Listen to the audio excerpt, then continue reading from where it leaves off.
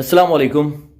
आज एक वीडियो नज़र से गुजरी जिसमें एक सेमिनार मुनक्किद किया गया, जिसमें पूरे पाकिस्तान के बड़े बड़े यहूद व नसारा के दलाल बिठाए गए और जो बैठकर तज्जिए कर रहे थे कि कौन पाकिस्तान के लिए अच्छा है और कौन बुरा।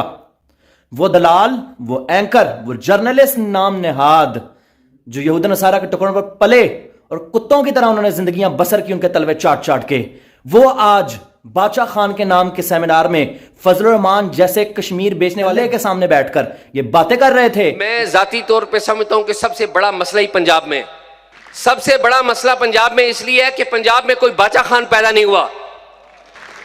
पंजाब में बदकिस्मती से खादिम रिजवी पैदा होते रहे कि खादिम हुसैन रिजवी का पंजाब में पैदा होना कैसा था।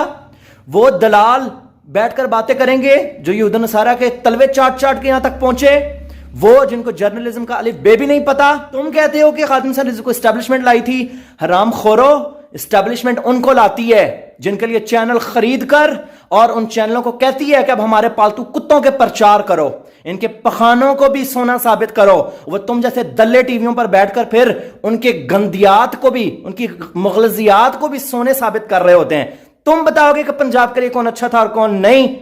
तुम सुअर, तुम कुत्तों की पैदावार जिनके ना बाप का पता, ना मां का पता, ना दादों का पता, वो बताएंगे कि पाकिस्तान और पंजाब के लिए कौन बेहतर था और कौन नहीं। और वो एस्टैब्लिशमेंट जिन्होंने ऐसे कुत्ते पाल रखे हैं, वो रियासत जिनसे ये कुत्ते कंट्रोल नहीं होते और कुत्तों की तरह उनके खिलाफ भौंकते हैं जो अल्लाह ताला की नेमतें थी पाकिस्तान पर।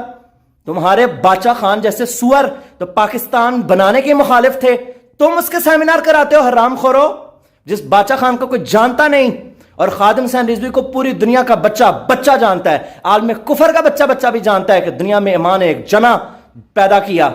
तुम सुअर आज फजल रहमान जैसे दलाल कश्मीर बेचने वाले की सरबराही में बैठकर पीडीएम के तलवे चाट कर ये फैसले करोगे कि कौन एस्टैब्लिशमेंट ने पाला और कौन नहीं। रियासत इन सुअरों को लगाम डाले जो नाम नेहाद सहाफी बनकर पीडीएम के तलवे चाट रहे हैं और यहूद नसारा के पैसों पर पलते हैं। इनकी तो रोटियां, इनके किचन ही यहूद नसारा की एडों पर चलते हैं। ये बताएंगे कि रसूल अकरम सल्लल्लाहु अलैहि वसल्लम के गुलामों के मुतालिक कैसी जुबान इस्तेमाल करनी है।